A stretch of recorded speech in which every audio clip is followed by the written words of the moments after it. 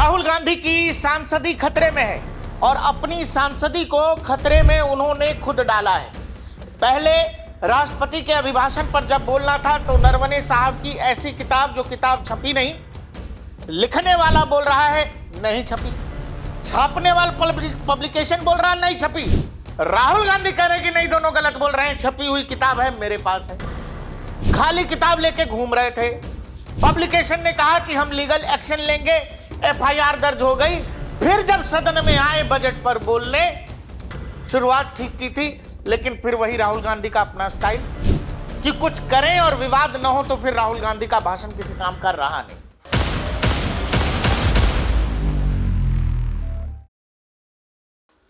राहुल गांधी ने देश की सदन में कुछ ऐसी बातें कही हैं जिसके खिलाफ अब सरकार प्रिविलेज मोशन लाने जा रही है, यानी विशेषाधिकार हनन प्रस्ताव लाने की तैयारी है, जिसके तहत राहुल गांधी संसद से निलंबित हो सकते हैं, राहुल गांधी की सांसदी जा सकती है, राहुल गांधी को स्पीकर की तरफ से चेतावनी दी जा सकती है। ये तमाम चीजें की जा सकती हैं और अगर मामला बहुत सीरियस रहा, प्रिविलेज कमेटी को मामला जाएगा। अगर मोशन स्पीकर एक्सेप्ट कर लेते हैं और कमेटी की रिपोर्ट आ जाती है तो संभव है राहुल गांधी की सांसदी तक जा सकती है। राहुल गांधी ने आरोप यह है कि राहुल गांधी ने देश के सदन में कुछ ऐसे तथ्य रखे हैं या ऐसी बातें कही हैं जिससे उन्होंने देश को गुमराह किया है, सदन को गुमराह किया है। बार बार स्पीकर के बोलने के बावजूद भी उन्होंने हरदीप पुरी, देश के प्रधानमंत्री के खिलाफ कुछ ऐसा कहा है जो सरकार अब इस तैयारी में है कि राहुल गांधी के खिलाफ एक्शन लेना ही होगा। I am saying that you have sold India. Are you not ashamed of selling India? Yes. Do you have no shame of selling India?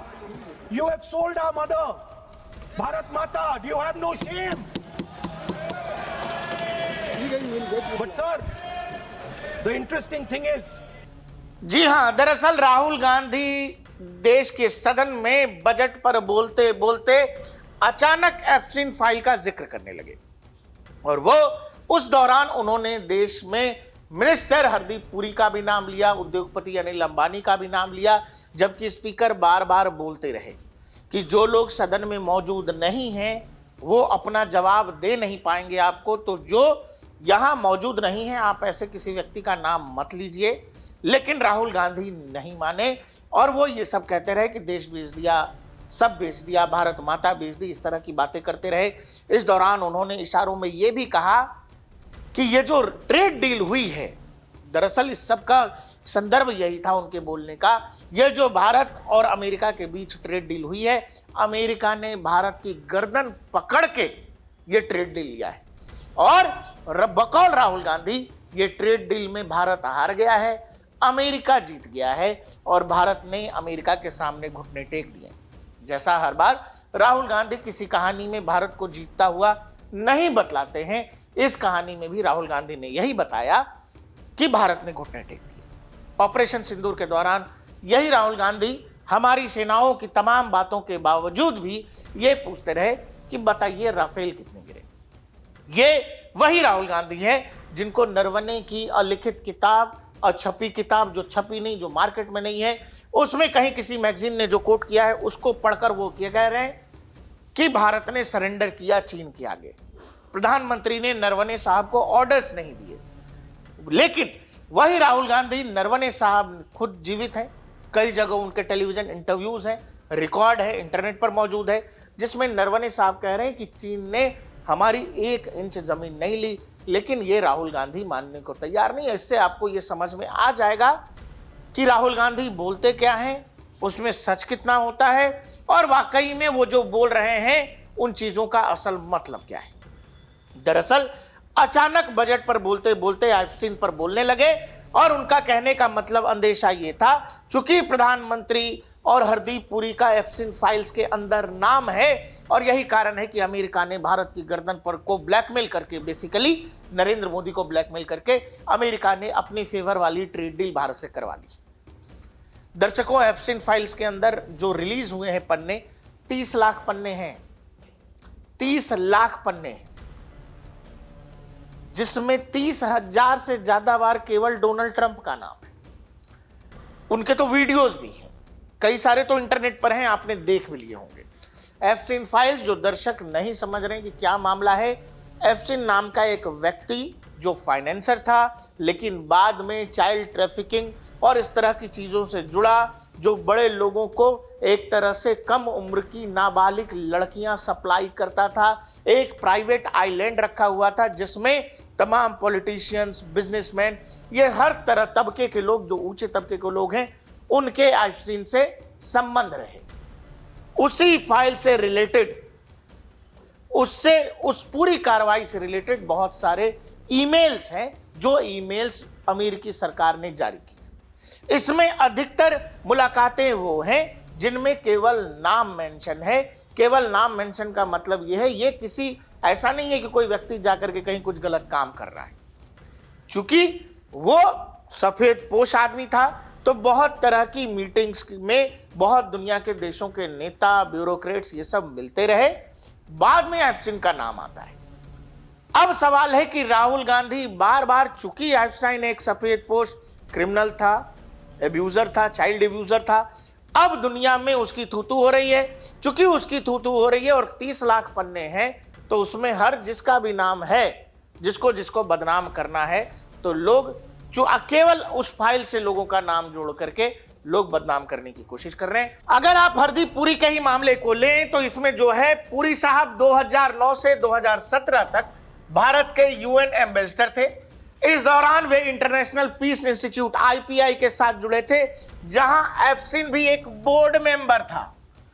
फाइलों में पुरी और एप्स्टीन की बीच 2014 में कुछ ईमेल्स हैं, जहां वो लिंक्डइन को फाउंडर रीड हॉफमैन की भारत यात्रा और मेक इन इंडिया जैसे बिजनेस टॉपिक्स पर बात करते हैं।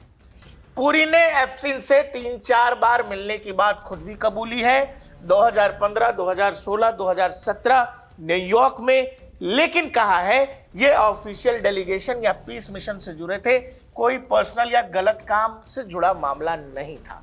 एक ईमेल में एप्स्टीन ने पुरी को टू फेस्ड कहा था, जिसके जवाब में पुरी ने कहा था कि उन्होंने एप्स्टीन के टेस्ट ऑफ पीपुल पर शक जगाया था, मतलब वे गलत कामों से दूर थे। फाइलों में पुरी का नाम केवल VIP लिस्ट में है, जैसे UNGA इवेंट में कोई सेक्सुअल या आपराधिक लिंक इससे साबित नहीं होती है, ना उस तरह की कोई चीज है, ना कोई फोटोग्राफ है, ना कोई वीडियो। अब समझिए, जो प्रिविलेज मोशन आ रहा है राहुल गांधी के खिलाफ, वो यही आ रहा है कि आपके पास अगर कोई तथ्य नहीं है, आपके पास अगर वाकई ठोस सबूत नहीं है, आप ऐसे ही किसी सांसद या मंत्री का नाम लेकर सदन को गुमराह नहीं कर सकते और गलत जानकारी नहीं दे सकते। और यही कारण है कि सरकार अब प्रिविलेज मोशन लाने जा रही है, जिसमें बीजेपी के निशिकांत दुबे जैसे नेता तो कह रहे हैं कि राहुल गांधी पर तो ताउम्र रोक लगा देनी चाहिए, कि उनको चुनाव ही नहीं लड़ने देना चाहिए। अब सवाल है, प्रिविलेज मोशन में क्या क्या होता है और इसकी पूरी प्रक्रिया क्या है। सबसे पहले, कोई सदस्य जो स्पीकर को प्रिविलेज यानी उल्लंघन का नोटिस देता है, स्पीकर तय करते हैं, जैसा मैंने आपको बताया, कि मोशन को स्वीकार करना है या नहीं। अगर स्वीकार होता है तो इसे प्रिविलेज कमेटी को भेजा जाएगा। प्रिविलेज कमेटी मामले की जांच करती है, सबूत मांगती है और फिर स्पीकर को रिपोर्ट देती है। सदन रिपोर्ट पर चर्चा कर फैसला लेता है। अब सवाल है, अगर ये प्रोसीडिंग आगे बढ़ती है, मोशन एक्सेप्ट होता है, तो राहुल गांधी पर क्या क्या कार्रवाई हो सकती है। अगर स्वीकार हो जाता है, प्रिविलेज मोशन उल्लंघन साबित होता है, तो कुछ ये कार्रवाइयां हैं जो राहुल गांधी पर संभव है। पहला, जैसे कि मैंने आपको बताया, चेतावनी या फटकार देकर छोड़ा जा सकता है। वो जो उन्होंने कहा है सदन में, वो वाला हिस्सा उनके भाषण से एक्सपंज किया जा सकता है, यानी सदन के रिकॉर्ड से राहुल गांधी के भाषण का वो हिस्सा हटाया जा सकता है। सस्पेंशन, सदस्य को कुछ समय के लिए सदन से निलंबित किया जा सकता है, जिससे वो सदन की कार्रवाई में भाग नहीं ले सकेगा। निष्कासन, एक्सपल्जन, यानी गंभीर मामलों में सदस्यता समाप्त की जा सकती है, हालांकि यह दुर्लभ है। कारावास, बहुत गंभीर मामलों में जेल की सजा हो सकती है, लेकिन सदस्यों के लिए यह आमतौर पर नहीं होता है। सजा सत्र की अवधि तक ही सीमित रहती है। कुल मिलाकर यह है कि जो सरकार का स्टांस है, चूंकि मामला यहीं तक नहीं है, ये सब तो बाद में आया है, इससे पहले क्या क्या हुआ है, ये सब कुछ एस्केलेट होता चला गया। ये सब कुछ एक दिन की बात नहीं है। आपको पता है कि राष्ट्रपति के अभिभाषण के दौरान जब राहुल गांधी लगातार नरवणे साहब की किताब का जिक्र, जो किताब छपी नहीं, उसका जिक्र बार बार करते रहे, स्पीकर ओम बिरला बार बार कहते रहे, सरकार की तरफ से बार बार कहा गया या तो आप ऑथेंटिकेट करिए या तो वो बुक दिखाइए, और अगर वो बुक नहीं है तो यूं ही आप किसी मैगजीन को कोट नहीं कर सकते। राहुल गांधी 45 मिनट तक अपनी एक लाइन पर अड़े रहे। उसी के जवाब में बीजेपी नेता निशिकांत दुबे की तरफ से अगले दिन नेहरू गांधी परिवार का पूरा इतिहास से जुड़ा वो तमाम किताबें लेकर के वो चले आए, जिसमें नेहरू गांधी परिवार के बहुत सारे कर्म और कहानियां छपे हुए थे।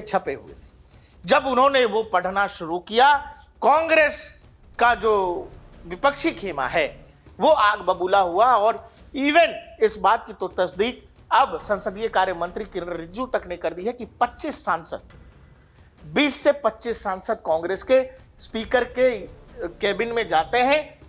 रिजिजू साहब ने एक वीडियो भी शेयर किया है जिसमें कांग्रेस के तमाम एमपी स्पीकर के कैबिन में चिल्लाते हुए नजर आ रहे हैं।